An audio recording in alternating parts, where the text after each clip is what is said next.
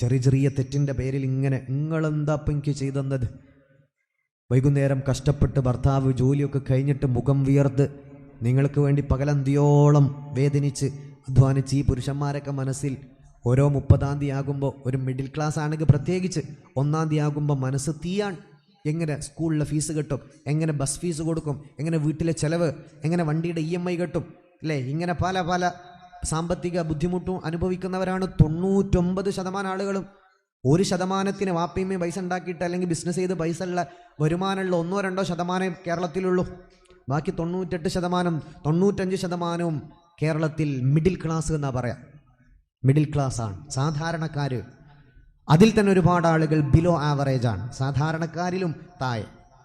സുബ്ഹാനല്ലാഹ്, ദാരിദ്ര്യരേഖയ്ക്ക് താഴെ തന്നെ കേരളത്തിൽ വലിയ ഒരുപാട് ആളുകൾ, ലക്ഷക്കണക്കിന് ആളുകൾ കേരളത്തിൽ ദാരിദ്ര്യരേഖയുടെ താഴെയാണ്. അപ്പം ഇങ്ങനെ കഷ്ടപ്പെട്ട് കുടുംബത്തെ ഒരു ഒരു ഒരു കൂട്ടിമുട്ടിക്കാൻ വേണ്ടി ടെൻഷൻ അടിക്കുകയാണ് ആണുങ്ങൾ. അതിൻ്റെ ഇടയിൽ കൂടെ നിങ്ങൾ സമാധാനക്കേട് കൊടുക്കരുത്, സപ്പോർട്ട് ചെയ്യുക, ഏത് പ്രതിസന്ധിയിലും കൂടെ നിൽക്കുക. നബി സല്ലല്ലാഹു അലൈഹി വസല്ലം തങ്ങളുടെ ജീവിതത്തിൽ ഒറ്റ സംഭവം അവിടെ പറയാം. നബി തങ്ങളുടെ വീട്ടിൽ പട്ടിണിയും പരിവട്ടവുമായപ്പോൾ ഭാര്യമാർ നബി തങ്ങൾ ഒരൽപ്പം വേദനിപ്പിക്കുന്ന രൂപത്തിൽ, നബിയെ പട്ടിണി എടുക്കാൻ ഞങ്ങളെ കൊണ്ട് പറ്റൂല എന്ന് പറഞ്ഞപ്പോൾ നബി തങ്ങൾക്ക് ഭയങ്കരമായിട്ട് വിഷമമായി. എല്ലാ സ്വഹാബിമാരുടെ വീട്ടിലും ഫുഡുണ്ട്, ഇവിടെ മാത്രം ഫുഡില്ല, അതുകൊണ്ട് നബിയെ ഞങ്ങൾക്ക് ഡെയിലി ഫുഡ് വേണമെന്ന് പറഞ്ഞു. നബി തങ്ങൾക്ക് ഭയങ്കര വിഷമായി. റസൂലുള്ളാഹി സ്വല്ലല്ലാഹു അലൈഹി വസല്ലം പറഞ്ഞു, ഭാര്യമാരെ, പ്രിയപ്പെട്ടവരെ, ഞാനും പട്ടിണിയാണ്, ഞാനുള്ള സമയത്ത് കൃത്യമായിട്ട് തരാറുണ്ട്, ഇപ്പം ഇല്ലാത്ത പട്ടിണിയുടെ സമയമാണ്, നിങ്ങൾ കൂടെ നിൽക്കേണ്ടവരല്ലയോ? ഭാര്യമാര് പറഞ്ഞു, നബിയെ പറ്റില്ല നബിയെ, ഞങ്ങൾക്ക് എല്ലാ ദിവസങ്ങളും ഭക്ഷണം വേണം. അവസാനം നബി തങ്ങൾക്ക് സങ്കടമായപ്പോ അല്ലാഹു ആയത്തിറക്കുകയാണ്, നബിയെ യാ അയ്യുഹൻ നബിയു, നബിയായവരെ, കുല്ലി അസ്വാജിക, ഭാര്യമാരോട് പറയൂ നബിയെ, ഇൻ കുൻതുന്ന തുരിദിനൽ ഹയാത്തദ് ദുനിയാ വസീനതഹാ, നിങ്ങൾക്ക് ദുനിയാവാണ് വലുതെങ്കിൽ, ദുനിയാവിന്റെ ഭംഗിയാണ്, ആർഭാടമാണ് വലുതെങ്കിൽ, ഫതആലൈന ഉമത്തിഉകുന്ന വഉസരിഹുകുന്ന സറാഹൻ ജമീലാ, നിങ്ങളെ നല്ല പോലെ ഞാൻ ത്വലാഖ് ചൊല്ലി മൊഴി ചൊല്ലി പറഞ്ഞുവിടാം. ഇനി അള്ളയും റസൂലുമാണ്, സ്വർഗമാണ് വലുതെങ്കിൽ, നിങ്ങൾ എൻ്റെ കൂടെ നിന്നോ, ഭർത്താവിൻ്റെ കൂടെ നിന്നോ, നിങ്ങളുടെ പരലോകം നിങ്ങൾക്ക് സ്വർഗമാണ്. ആയിത്തിറങ്ങിയപ്പോൾ മദീന മുഴുവനും കരഞ്ഞുപോയ അനുഭവമാണത്. നബി തങ്ങൾ 9 ഭാര്യമാരെയും ത്വലാഖ് ചൊല്ലിയെന്ന ഇല്ലാത്ത കഥ മദീനയിൽ പരക്കുകയാണ്. സിദ്ദീഖ് തങ്ങൾ കരഞ്ഞു, ഉമർ ഖത്താബ് തങ്ങൾ കരഞ്ഞു, അവരൊക്കെ മക്കൾ നബി തങ്ങളുടെ ഭാര്യമാരാണ്. നബി സല്ലല്ലാഹു അലൈഹി വസല്ലം ഈ ആയത്തുമായി 9 ഭാര്യമാരടുത്തേക്ക് ചെന്നു. 9 പേരും കരഞ്ഞ് നിലവിളിച്ച് പറഞ്ഞു, നബിയേ ഞങ്ങൾക്ക് അങ്ങല്ലാത്ത മറ്റൊരാൾ വേണ്ട നബിയേ. ആ വിശപ്പിന്റെ സമയത്ത് പറഞ്ഞു ഏതാണ്. ആദ്യം ആയിഷ ബീവിന്റെ അടുത്തൊക്കെ ഈ ആയത്തുമായിട്ട് ചെന്നത്. ആയിഷ ബീവിക്ക് നേരത്തെ വിവരം കിട്ടിയിട്ടുണ്ട്. അബൂബക്കർ സിദ്ദീഖ് തങ്ങൾ ആയിഷ ബീവിന്റെ ഉപ്പയാണ് റളിയല്ലാഹു അൻഹ. അവർ പറഞ്ഞിട്ടുണ്ട്, ഇങ്ങനെ ഒരു ആയത്ത് ഇറങ്ങിയിട്ടുണ്ട്, നിങ്ങളെല്ലാവരും കൂടെ അള്ളാഹിന്റെ റസൂലിനെ ഇടങ്ങാറാക്കാൻ നിൽക്കണ്ട, പോയി മാപ്പ് പറഞ്ഞേക്ക്, അല്ലെങ്കിൽ പ്രശ്നമാണ് എന്നൊക്കെ നേരത്തെ സിദ്ദീഖ് തങ്ങൾ ഉണർത്തിയിട്ടുണ്ട്. നബി തങ്ങൾ ഈ ആയത്തുമായിട്ട് ആയിഷ ബീവിന്റെ അടുത്തൊക്കെയാണ് ആദ്യം ചെല്ലുന്നത്. വേറെയും ആകെ 9 ഭാര്യമാർ ആ സമയത്തുണ്ട്. ആയിഷ ബീവിനോട് പറഞ്ഞു, സഊരിദു അലൈകി അംറൻ ലാ തസ്തഅജിലി, തിരക്ക് കൂട്ടേണ്ട ഒരു കാര്യം പറയാനുണ്ട്, ഉപ്പാനോടും ഹത്താ തസ്തശീരി അബവൈക്കി, ഉപ്പാനോടും ഉമ്മാനൊക്കെ ഒന്ന് ചോദിച്ചു പറഞ്ഞാൽ മതി. ആയിഷ ബീവി പൊട്ടിക്കരയുന്നുണ്ട്, യാ റസൂലല്ലാഹ്, അറിയാം നബിയേ, എന്താണ് പറയാൻ പോകുന്നതെന്ന് അറിയാം.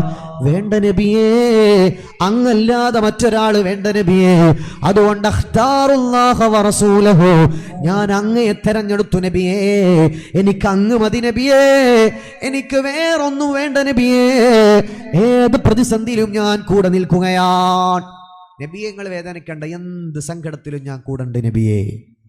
9 ഭാര്യമാരും കരഞ്ഞു പറഞ്ഞു, നബിയെ ആ സമയത്ത് പറഞ്ഞു പോയതാണ്, മാപ്പാക്കണം, ഏത് പ്രതിസന്ധിയിലും ഞങ്ങൾ കൂടെ ഉണ്ട്. അതിനുശേഷം നബി തങ്ങൾ ഭാര്യമാരെ പുകഴ്ത്തി പറഞ്ഞിട്ടുണ്ട്, ധാരാളം, ഒരുപാട് പുകഴ്ത്തി പറഞ്ഞിട്ടുണ്ട് നബി തങ്ങൾ സ്വന്തം ഇണകളെ. നമ്മളൊരാളെ കണ്ട ഭാര്യമാരെ പറ്റി എന്താ പറയല്? വാ തുറന്നാൽ അവനവൻ്റെ ഇണയെപ്പറ്റി നല്ലത് മറ്റൊരാളോട് പറയാൻ ദീനിൽ ഓപ്ഷൻ ഉള്ളൂ. ഒരു തെറ്റ് സംഭവിച്ചു, അത് ലോകത്ത് 99% വീടുകളിൽ അങ്ങോട്ടും ഇങ്ങോട്ടും ചെറിയ ചെറിയ എന്താ പറയുക പിഴവുകളൊക്കെ പറ്റും. അത് നിങ്ങൾ ബെഡ്റൂമിൽ തീർക്കാന്നല്ലാതെ മറ്റൊരാളോട് പറയാൻ പാടില്ല. മറ്റൊരാളുടെ മുന്നിൽ അവനവൻ്റെ പങ്കാളിയെപ്പറ്റി നല്ല വാക്യം പറയാൻ പാടുള്ളൂ.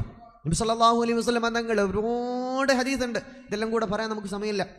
ഭാര്യമാരെ പറ്റി അള്ളാഹിൻ്റെ റസൂൽ 58 വയസ്സുള്ള പ്രായമുള്ള അള്ളാഹിൻ്റെ ഹബീബ് മനുഷ്യന്മാരോട് സ്വന്തം ഭാര്യമാരെ പറ്റി പുകഴ്ത്തിയിട്ട് ഇങ്ങനെ സംസാരിക്കുകയാണ്. ഒരാൾ നമ്മുടെ നാട്ടിൽ അങ്ങനെ പറഞ്ഞ ഓനെപ്പറ്റി എന്താ നമ്മൾ പറയാ? നബി സല്ലല്ലാഹു അലൈഹി വസല്ലം തങ്ങൾ അങ്ങനെ പറഞ്ഞത്. ഖദീജ ബീവിനെ പറ്റിയൊക്കെ എത്ര ഇത് ഖദബനിന്നാസ്, ജനങ്ങളൊക്കെ എന്നെ കളവാക്കിയപ്പോ എന്റെ കൂടെ നിന്നത് ഖദീജ ബീവിയാണ്, എനിക്ക് മക്കളെ പ്രസവിച്ചു തന്നത് ഖദീജ ബീവിയാണ്. ഇങ്ങനെ ഖദീജ ബീവിന്റെ മഹത്വം എത്രയാണ് നബി തങ്ങൾ പറയുന്നത്. ഇതാണ് നബി സല്ലല്ലാഹു അലൈഹി വസല്ലം തങ്ങളുടെ രീതി. അങ്ങനെ നബി തങ്ങൾ ഭാര്യമാരെ പറ്റി ഇത്രമേൽ പുകഴ്ത്തി പറഞ്ഞ ഒരു സംഭവം ഈ ആയത്തിന് ശേഷം മദീനയിൽ നടക്കാണ്. ഒരുപാട് ഹദീസുകൾ അത് റിപ്പോർട്ട് ചെയ്യുന്നുണ്ട്. അപ്പൊ നബി തങ്ങൾക്ക് ഭാര്യമാർ ഇത്രയധികം ഇഷ്ടപ്പെടാനും കൂടെ നിൽക്കാനും കാരണം ഹബീബിന്റെ പ്രതിസന്ധിയിൽ ഇവർ പാറ പോലെ കൂടെ നിന്നതുകൊണ്ടാണ്. അതാണ് ഏറ്റവും പ്രധാനം. പട്ടിണിയാണെങ്കിൽ പട്ടിണി, സന്തോഷമാണെങ്കിൽ സന്തോഷം, ഏതാണെങ്കിലും ഭർത്താവിന്റെ ഓരോ വിഷയത്തിലും പാറ പോലെ കൂടെ നിൽക്കുക. അതാണ് കാരണം. യാ റസൂലല്ലാഹ്, നബിയേ, ഹബീബായ സല്ലല്ലാഹു അലൈഹി വസല്ലം തങ്ങളോട് നമ്മൾ ഫസ്റ്റ് ഓതിയ ആയത്താണ്, ഫസ്റ്റ് ഓതിയ ഹദീസാണ് പറയാൻ പോകുന്നത്. നബിയേ, അങ്ങൊരു വിഷമം വന്നാ എന്താണ് ചെയ്യാറുള്ളത് നബിയേ? നബി തങ്ങൾ പറഞ്ഞു, ഒന്നെങ്കിൽ നിസ്കരിക്കും, അല്ലെങ്കിലോ എന്റെ ഭാര്യമാരോട് സംസാരിച്ചിരിക്കും. അതാണ് എന്റെ സമാധാനത്തിന്റെ വഴിയെന്ന് മുഹമ്മദ് റസൂലുള്ളാഹ് സല്ലല്ലാഹു അലൈഹി വസല്ലം. ഈ ഹദീസൊക്കെ പറഞ്ഞത് ഈ സംഭവത്തിന് ശേഷമാണ്. ഈ ആയത്തിറങ്ങിയല്ലോ ഖുർആനിൽ. ദുനിയാവു ആണ് വലുതെങ്കിൽ പൊയ്ക്കോളി എന്നാണ് നബി തങ്ങൾ എല്ലാ ഭാര്യമാരോടും പറഞ്ഞത്. നിങ്ങൾക്ക് ദുനിയാവു രസമാണ് വലുതെങ്കിൽ പൊയ്ക്കോളി, കല്യാണം കഴിപ്പിച്ച് വേറുള്ള ആളെ കല്യാണം കഴിച്ച് ജീവിച്ചോ. എൻ്റെ കൂടെ എന്നെ ജീവിക്കണമെന്നുണ്ടെങ്കിൽ ഒരൽപ്പം സങ്കടം ചിലപ്പോൾ വന്നേക്കാം. അള്ളാഹുവിൻ്റെ ഹബീബിൻ്റെ എൻ്റെ കൂടെ നിൽക്കണം. 9 പേരും കരഞ്ഞ് നിലവിളിച്ചുകൊണ്ട് പറഞ്ഞു, നബിയേ, അഖ്താറുല്ലാഹ വ റസൂല, എനിക്ക് മുത്തുനബി മതി. ഓരോരുത്തരും പറയാൻ നബി തങ്ങളോട്, എനിക്ക് അങ്ങ് മതി, അള്ളയും റസൂലും മതി, വേറൊന്നും വേണ്ട. ഇതായിരിക്കണം ഉമ്മമാരെ ജീവിതത്തിൻ്റെ വിജയത്തിൻ്റെ ഒന്നാമത്തെ കാര്യം. ഒരു സക്സസ്ഫുൾ ജീവിതമാണ് ആഗ്രഹിക്കുന്നതെങ്കിൽ നിങ്ങൾ നല്ല പുട്ടിയടിച്ചത് കൊണ്ട് മാത്രം കാര്യമില്ല. ഒരു പുരുഷൻ്റെ സൈക്കോളജി ഞാൻ പറഞ്ഞുതരാം. പല ഉമ്മമാരും വിചാരിക്കുന്നത് 40-50 വയസ്സായാലും കുഴപ്പമില്ല, ഞാനങ്ങ് വൈറ്റ് വാഷ് അടിച്ച് എൻ്റെ കെട്ടിയോനങ്ങ് സന്തോഷിച്ച് ആർമാദിക്കൂന്നാണ്. അതിനൊക്കെ ഒരു പരിധിയുണ്ട്. ഒരു ഭംഗിയുള്ള റോസാപ്പൂ, അത് ഒരു ഘട്ടം കാണാൻ നല്ല രസമുണ്ടാവും, 10 പ്രാവശ്യം കാണാൻ രസമുണ്ടാവും, 100 പ്രാവശ്യം കണ്ടാലും റോസാപ്പൂ ഒരു 200ാമത്തെ വട്ടം റോസാപ്പൂ അതേ റോസാപ്പൂ എന്നെ കാണുമ്പോൾ ഇത് കുറേ കാലമായി കണ്ടിട്ട്, ഇത്ര കാലമായി കാണാൻ തോന്നുന്നു, കണ്ട സംഭവമല്ലേ എന്ന് പറയും. ആ റോസാപ്പൂവിൻ്റെ മേലെ കുറേ വൈറ്റ് റെഡ് പെയിൻ്റ് അടിച്ച് കറുത്ത പെയിൻ്റ് അടിച്ച് അതിന് ഷെയ്ഡ് ചെയ്തുകൊണ്ട് കാര്യമില്ല, ഈ കണ്ട സംഭവമല്ലേ ഇതിൻ്റെ മേലെ പുട്ടിയടിച്ചതല്ലേ എന്ന് പറയും. അതേസമയം റോസാ പുഷ്പത്തെയാണ് ഇഷ്ടപ്പെടുന്നതെങ്കിൽ എത്ര കാലായാലും മടുക്കൂല. ആ ഫ്ലവറിൻ്റെ ഭംഗിയല്ല സ്നേഹിച്ചത്, ആ പുഷ്പത്തെയാണ്, അതിൻ്റെ സത്തയാണ്. ഇതാണ് ജീവിതം നിലക്കാൻ ഏറ്റവും പ്രധാനം എന്ന് പറയുന്നത്. അല്ലാതെ മുഖഭംഗി മുഖശേപ്പ് എന്നൊക്കെ പറഞ്ഞാൽ അത് കാലാകാലം നിലനിൽക്കുന്ന ഒന്നല്ല, അല്ലേ? കാലാകാലം നിലനിൽക്കുന്ന ഒന്നല്ല. വയസ്സാകുന്നതിന് അനുസരിച്ച് ഇതെല്ലാം നഷ്ടപ്പെടും, മുഖത്തിൻ്റെ ഷേപ്പ് ഔട്ടാകും, ശരീരത്തിൻ്റെ മാറ്റങ്ങളൊക്കെ സംഭവിക്കും. അവിടെ ഭർത്താവിൻ്റെ പ്രണയവും സ്നേഹമൊക്കെ ഇഷ്ടപ്പെടണം. അത് വിടാതെ കൂടെ നിൽക്കണമെങ്കിൽ ഒറ്റ മാർഗ്ഗമേ ഉള്ളൂ, മൂപ്പരുടെ സിറ്റുവേഷൻ മനസ്സിലാക്കി കൂടെ നിൽക്കുക. വേറെ ഓപ്ഷൻ ഒന്നുമില്ല. അപ്പുറത്തെ പുതിയാപ്പിള അടിപൊളി, മറ്റേ പുതിയാപ്പിള അടിപൊളി, ഇൻസ്റ്റഗ്രാമിൽ കാണുന്ന പുതിയാപ്പിളമാരൊക്കെ അടിപൊളി, വാട്സാപ്പ് സ്റ്റാറ്റസ് കാണും, എന്തൊരു നല്ല ഭാഗ്യം ചെയ്ത മോളാണ്, ഓൾ അങ്ങോട്ട് കൊണ്ടുവന്നു ഇങ്ങോട്ട് കൊണ്ടുവന്നു, പുര നിറക്കാതെ അങ്ങോട്ട് ലോകം മൊത്തം കറക്കുന്നു. എൻ്റെ പുതിയാപ്പിള എന്നെ ഒന്ന് ബീച്ച് പോലും കൊണ്ടുപോയിട്ടില്ല.